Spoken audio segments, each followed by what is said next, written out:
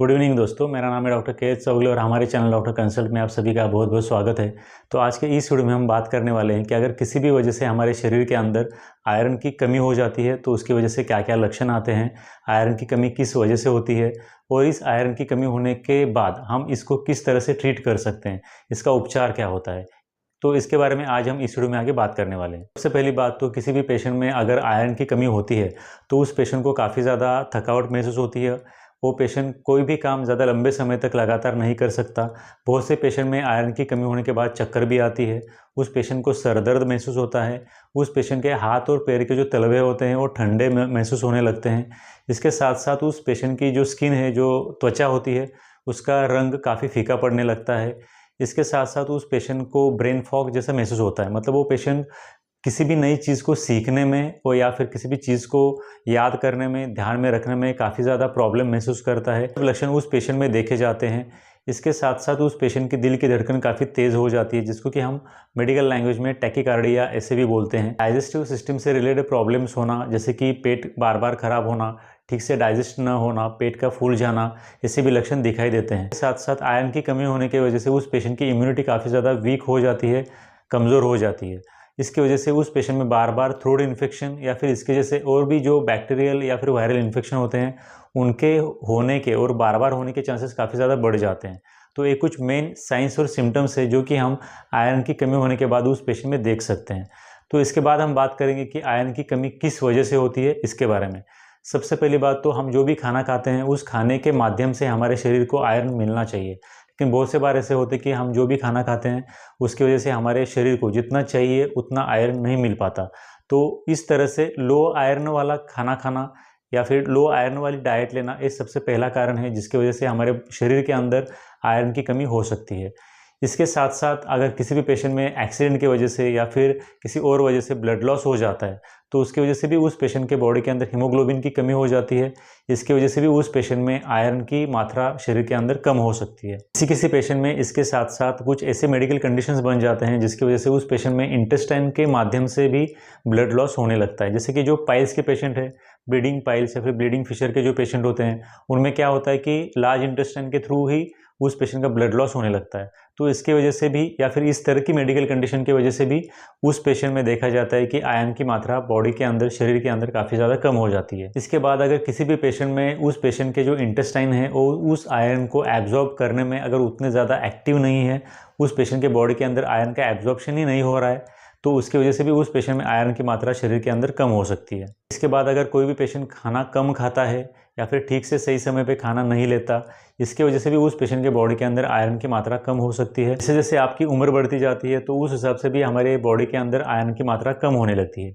तो ये कुछ महत्वपूर्ण कारण हैं जिनकी वजह से किसी भी पेशेंट के बॉडी के अंदर आयरन की मात्रा कम हो जाती है। इसके बाद हम बात करेंगे कि आयरन की हमारे बॉडी के लिए कितनी रिक्वायरमेंट होती है, इसके बारे में।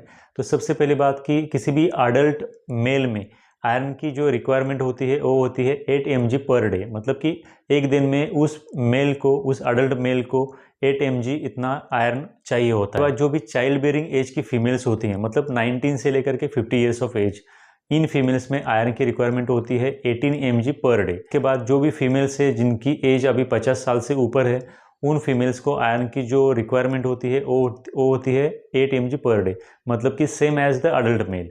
और अगर कोई फीमेल प्रेग्नेंट है तो उसमें जो आयरन की रिक्वायरमेंट है वो काफ़ी ज़्यादा बढ़ जाती है। देखा जाता है कि जो भी प्रेग्नेंट लेडीज़ है उनमें आयरन की रिक्वायरमेंट होती है 27 mg पर डे। तो इस तरह से अलग अलग पर्सन्स में अपने एज के हिसाब से और मेडिकल कंडीशन के हिसाब से, ओवरऑल उसके फिजियोलॉजिकल या फिर पैथोलॉजिकल कंडीशंस के हिसाब से आयरन की रिक्वायरमेंट कम भी हो सकती है या फिर बढ़ भी सकती है। इसके बाद हम बात करेंगे कि आयरन को हमारे बॉडी के अंदर किस तरह से नेचुरली बढ़ा सकते हैं, इसके बारे में। तो आयरन को नेचुरली हमारे बॉडी के अंदर बढ़ाने के लिए बहुत सी चीज़ें हम अपने खाने के अंदर इंक्लूड कर सकते हैं। नॉनवेज की बात करें तो इसके अंदर वो पेशेंट बीफ लीवर ले सकता है, पोल्ट्री के जो प्रोडक्ट्स होते हैं वो ले सकता है, सी फूड ले सकता है, चिकन वगैरह ले सकता है, लीन मीट भी ले सकता है। और अगर हम वेज डाइट की बात करें तो वेज डाइट के अंदर वो पेशेंट राजमा, लेंटिल्स और स्पिनच, इस तरह की चीज़ें अपने खाने के अंदर ले सकता है। इसके साथ साथ वो पेशेंट अपने खाने के अंदर नट्स, सीड्स, ड्राई फ्रूट्स, इस तरह की चीज़ों को भी इंक्लूड कर सकता है, जिसकी वजह से उस पेशेंट का जो आयरन है वो नेचुरली बढ़ने में मदद होती है। उनको नेचुरली हमारे बॉडी के अंदर बढ़ाने के लिए वो पेशेंट ग्रीन वेजिटेबल्स काफ़ी ज़्यादा मात्रा में ले सकता है। एक काफ़ी अच्छा सोर्स होता है जो कि हमारे बॉडी को नेचुरली आयरन बढ़ाने में मदद करता है। इसके बाद होल ग्रेन्स लेना, ये भी एक काफ़ी अच्छा ऑप्शन होता है। गुड़ खाना या फिर चुकंदर लेना या फिर पोमेग्रेनेट या फिर अनार खाना, ये भी काफ़ी अच्छे ऑप्शंस है जिनकी वजह से हमारे बॉडी के अंदर नेचुरली आयरन को बढ़ने में हेल्प होती है। अगर किसी पेशेंट को ओरली अच्छा खाना खाने के बाद भी अगर आयरन पिकअप नहीं हो रहा है, आयरन की मात्रा नहीं बढ़ रही है, तो फिर उस कंडीशन में हम उस पेशेंट को कुछ मेडिकेशंस देते हैं, जो कि मेडिकेशन मोस्टली टैबलेट के फॉर्म में होते हैं, सिरप के फॉर्म में भी हो सकते हैं और इंजेक्शन के फॉर्म में भी हो सकते हैं। जैसे कि आयरन सुक्रोज का इंजेक्शन इसके लिए आता है।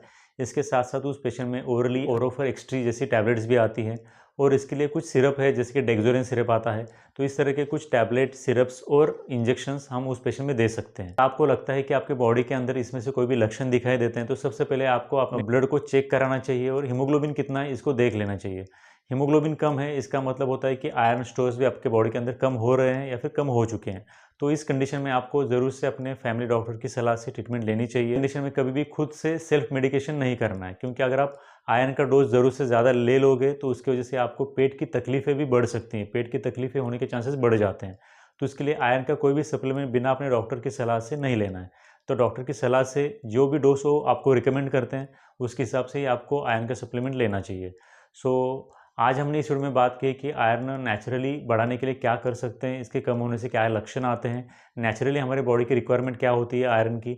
तो अगर आपको इस वीडियो से कुछ सीखने को मिला है तो आप ज़रूर से इस वीडियो को एक लाइक कीजिए, और अगर आप हमारे चैनल पर सबसे पहली बार आए हैं तो ज़रूर से हमारे चैनल को आप सब्सक्राइब कीजिए। Thank you for watching this video till then. Thank you very much.